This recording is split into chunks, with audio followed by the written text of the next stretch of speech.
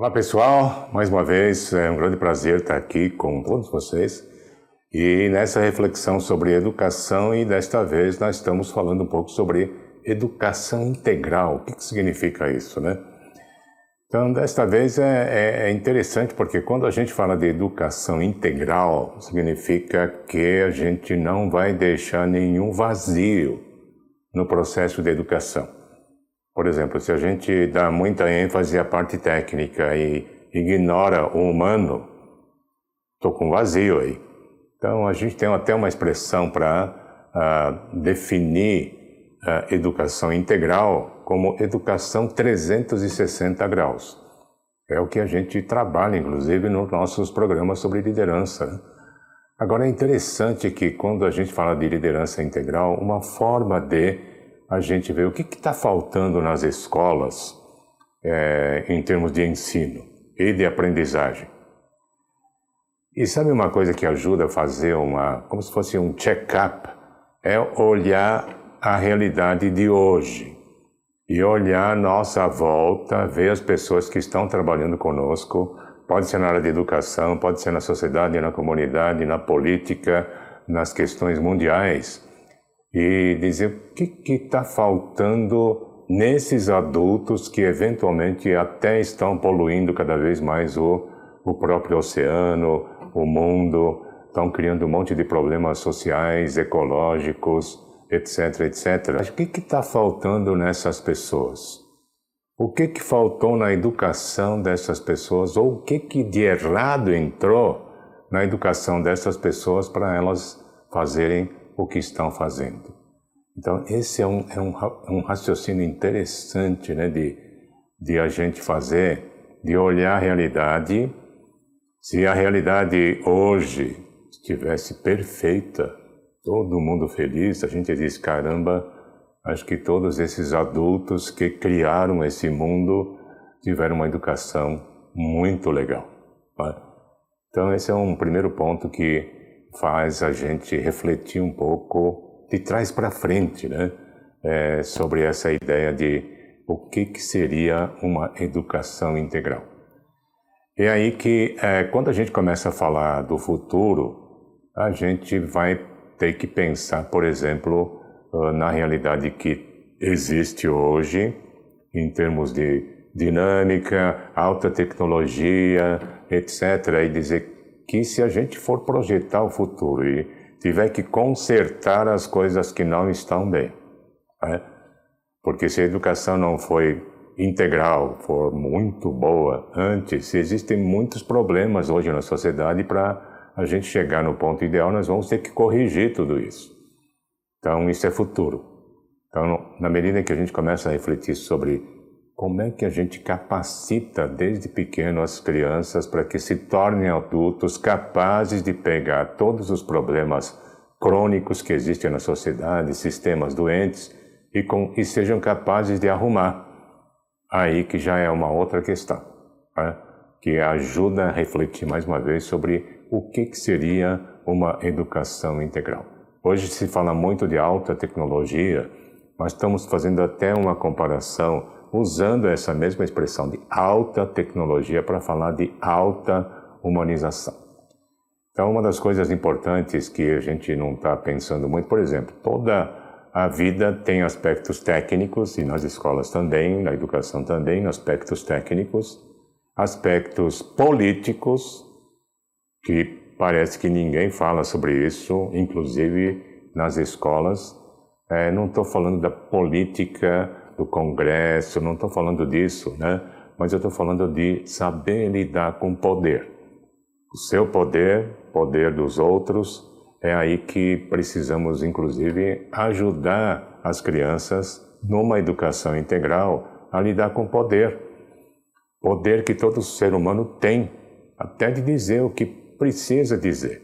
Se a criança tem medo do professor ou da professora e não consegue verbalizar isso, isso vai se reproduzir lá na frente, né?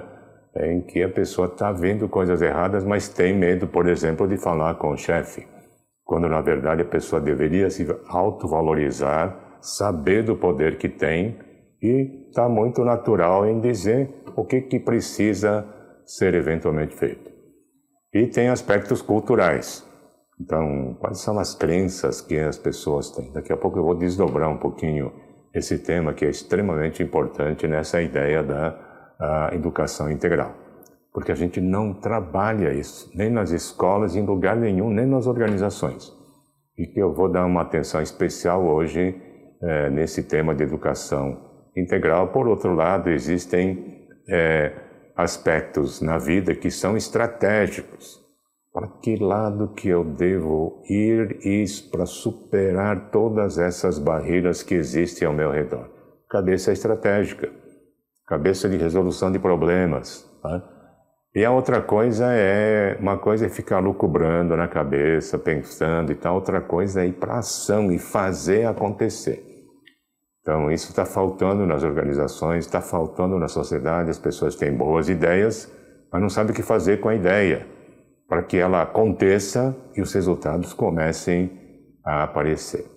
Existem muitas questões na área de competências humanas, mas também na área de competências organizacionais. Como é que eu coordeno as coisas, essa grande complexidade que existe na vida de todo mundo?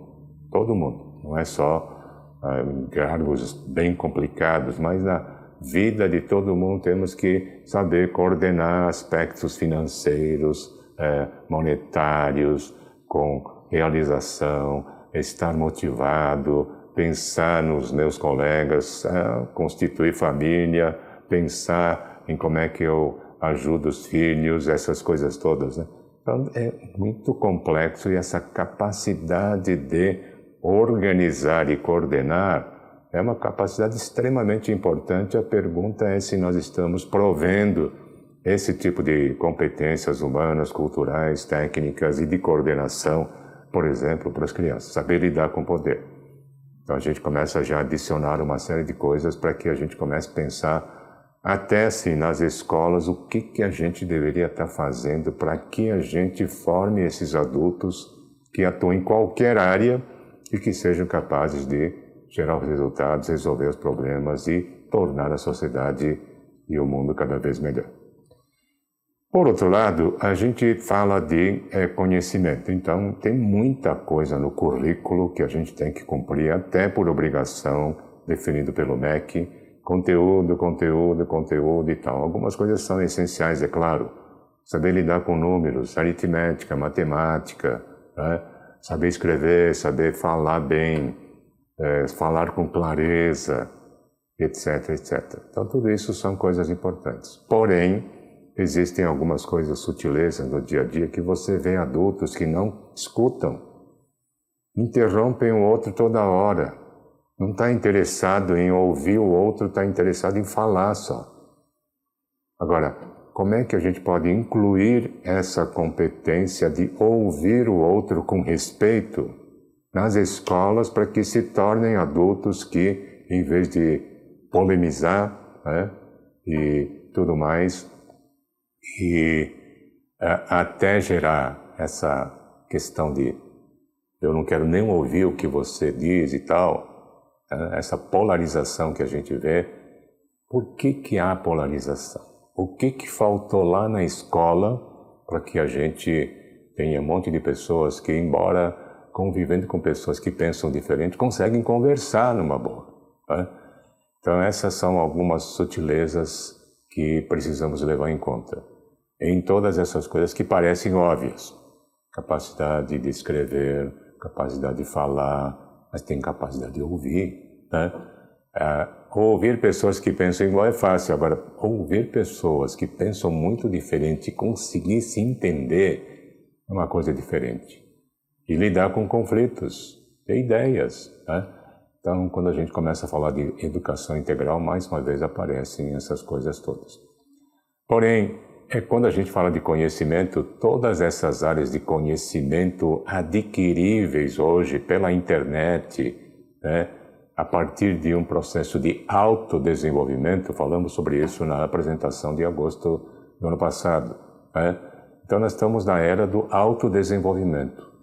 Então, em vez de vocês, professores, ensinarem, estimular as crianças a buscarem o que precisam, que vai ser super importante lá na frente, porque eu estou num trabalho, preciso desenvolver um trabalho e preciso de conhecimento para melhorar aquilo que eu estou fazendo. Então eu tenho a capacidade de pesquisar e buscar tudo que eu preciso para fazer um trabalho melhor. Super importante.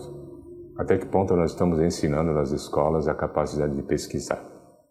Se a gente está estimulando as crianças a buscarem, em vez de só ficar passivamente ouvindo alguém que está ensinando alguma coisa, é impressionante como a gente vai ter adultos que estarão sempre à busca de qualquer coisa que precisem, né? Autodesenvolvimento, autoevolução. Agora, uma coisa que eu acabei de falar aqui, a gente vai precisar cuidar muito, né? E é mais difícil no processo de educação, é trabalhar valores e crenças. E aqui uma coisa para compartilhar uma história pessoal. Então, eu fui educado pelos meus pais para cooperar, ajudar as pessoas. Tá? Cooperar, ajudar, colaborar. Então, é aí que, aos 16 anos, comecei a trabalhar como office boy num banco americano. E o que eu ouvia lá o tempo inteiro? Competição, competir, competitividade, concorrência, etc. Daqui a pouco o garoto aqui está com um dilema. Peraí, mas é para cooperar ou é para competir? Aí fui fazer escola de administração e não ajudou muito nesse conflito, porque muitos professores só falam de competição, concorrência e competitividade. Daqui a pouco eu estou com um conflito interno. Em que eu devo acreditar? Devo acreditar na importância e valor da competição ou da cooperação? Sabe que eu carreguei esse conflito durante muito tempo. Então isso significa também que o grupo de crianças com quem vocês estão lidando tem muitos conflitos internos, porque os pais podem estar falando isso, vocês estão ensinando outra coisa, valores, as crianças estão aprendendo coisas com os vizinhos, nos filmes, na televisão, N coisas. Isso eu já conversei da vez passada, né, desse processo de educação, deseducação, aprendizagem, desaprendizagem. E tem muitas crianças com conflitos e talvez seja extremamente importante trabalhar isso. Eu gostaria de ter tido professores, quando eu era adolescente, que até falassem sobre o conflito entre cooperação e competição, me ajudassem a resolver esse conflito interno que eu tenho. Para vocês imaginem, na área de ética, quantas coisas que ocorrem na cabeça das pessoas, né? Aí tem pais que não querem que o filho seja trouxa. E estão incentivando o quê? Meu filho não seja trouxa, tire vantagem logo, essas coisas todas e tal. E que a pessoa carrega isso dentro e daqui a pouco pode ter vocês, professores e professoras, que estão dizendo, pessoal, nós temos que ajudar uns aos outros, cooperar, né, solidariedade, respeito, etc. E de repente a criança está para tirar vantagem, não ser trouxa ou ajudar. E até ser generoso. Essas coisas todas estão lá e nós temos que ter a capacidade como professores, professoras, mestres, para ajudarem as crianças a resolverem esses conflitos na área de valores, mas na área de crenças. E quando a gente fala da área de crenças, é bem essa ideia de o que a gente chama de modelo mental. Em inglês a gente chama de mindset. É a parte mais difícil numa educação integral, trabalhar crenças. É aí que entram as crenças e aí as crenças estão muito embarcadas em várias coisas que a gente tem ao nosso redor, né? Então, por exemplo, se a gente fala de partidos políticos, as doutrinas de cada partido são crenças. Nós acreditamos no nosso partido que se a gente fizer assim, assado, a sociedade vai bem. Só que o outro partido pensa um pouco diferente, o outro diferente e tal. E tem 35 partidos aqui no Brasil. Eles estão falando de doutrinas, que são crenças. O que a gente acredita? Nós acreditamos mais em cooperação e competição, né? vamos incentivar a competição e até ensinar que ganância é bom, né? E atribuir para teóricos antigos que falavam sobre isso, e quando na verdade tem crenças do tipo, se todo mundo na sociedade puxar a sardinha para sua brasa, né? Ser ganancioso, procurar fazer o melhor para si, e se todo mundo fizer isso, todo vai muito bem. É uma crença, uma doutrina. E aí essa coisa já foi questionada por outros pensadores, dizendo, não, a gente tem que pensar em, assim, fazer o melhor para nós e fazer o melhor para o todo ao mesmo tempo. Crenças. Todos nós temos crenças, todos vocês, professores e professoras, têm crenças, os alunos têm crenças, os políticos têm crenças, nossos líderes têm crenças. Então, essa é a área mais difícil para lidar quando a gente fala de educação integral. Não é fácil lidar com isso. Tá? Temos que estar muito sensíveis para ver tudo isso, ver como a vida funciona. Mas uma coisa que está ligada a perceber as crenças, quando eu estou conversando com alguém, eu não só estou ouvindo as pessoas, estou ouvindo as crenças que estão fazendo essa pessoa falar o que está falando. Agora, tudo isso significa que nós vamos ter que desenvolver competências refinadas, atenção às sutilezas, e a capacidade de observação é outra coisa da educação integral. Fazer as crianças perceberem com mais precisão, estarem curiosas, observando as coisas ao redor, observando as pessoas, observando o diretor, observando a notícia na televisão, observando tudo que está acontecendo na vida. Tá? O próprio Einstein dizia que a curiosidade seria uma coisa excepcionalmente importante de manter nas crianças, para serem adultos curiosos, que estão o tempo todo querendo entender, procurando saber o porquê das coisas e tal. E as escolas não podem matar a curiosidade das pessoas e, eventualmente, se a gente tiver um sistema educacional, professores e professoras que querem alunos obedientes e abafam a curiosidade, esse é uma contribuição negativa que a gente está dando para a vida adulta. Tá? E, por outro lado, nós todos temos inteligência natural, temos criatividade natural, todo ser humano, todo ser vivo, na verdade, é inteligente, é criativo. Né? É aí que, mais uma vez, uma educação integral é a gente fazer com que as pessoas continuem com a inteligência natural para a vida inteira. E não alguma coisa que, quando a gente fala de inteligência natural, acho que eu falei da última vez também, é um milagre. Uma criança, depois de 2 anos, nasceu 2 anos depois, está falando de tudo. Até usando o verbo no tempo certo. Sem ter tido aula de nada, sem ter tido aula de gramática. Se a gente pensa sobre isso, é impressionante. Como é que uma criança que nasce e não tem aula de nada já fala até várias línguas?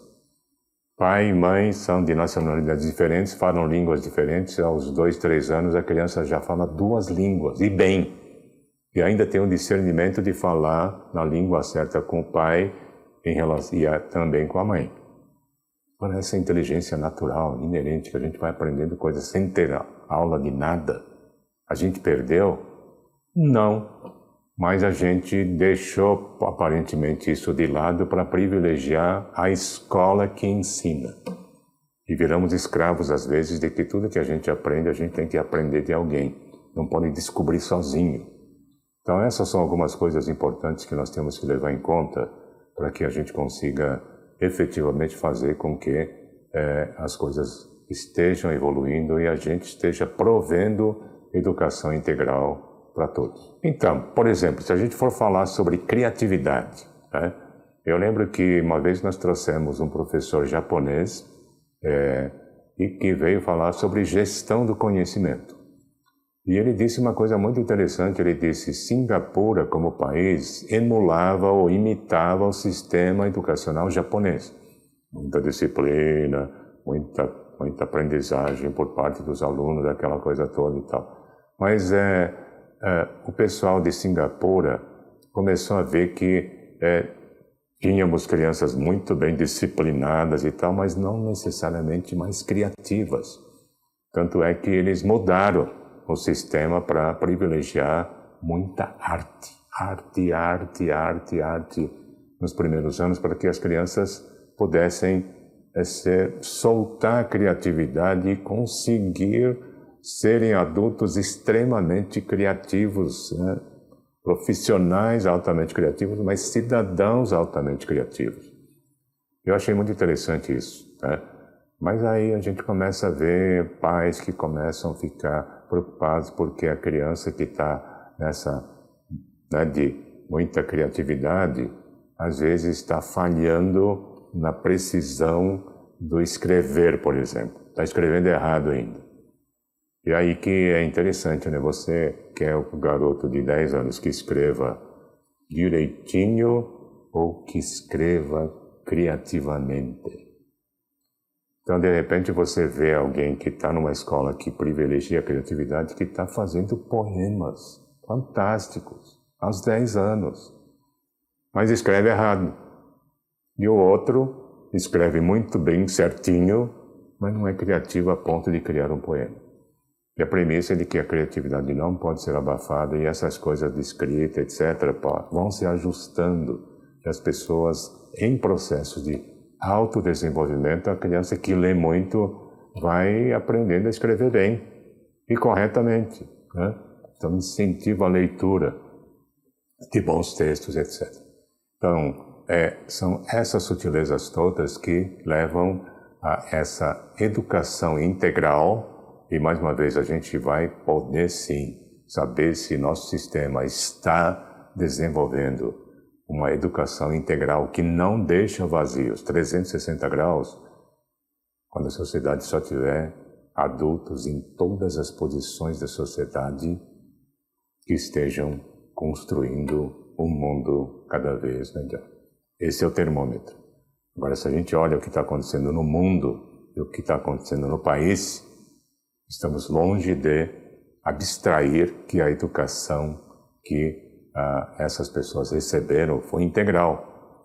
Agora dá tempo de corrigir, com certeza, e por isso que eu acho esse tipo de fórum que vocês organizam fantástico, porque é por esse tipo de conversa, tenho certeza que essas coisas todas vão gerar muita conversa entre vocês, e vocês vão estar sugerindo muitas coisas, e fazendo uma série de coisas que não precisa pedir autorização para o MEC.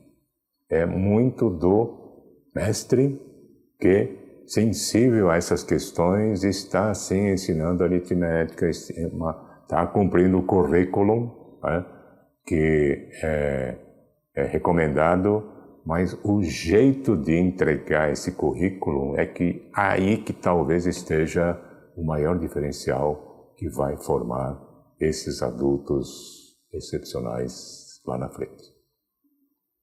Vou estar com vocês mais tarde. Até já.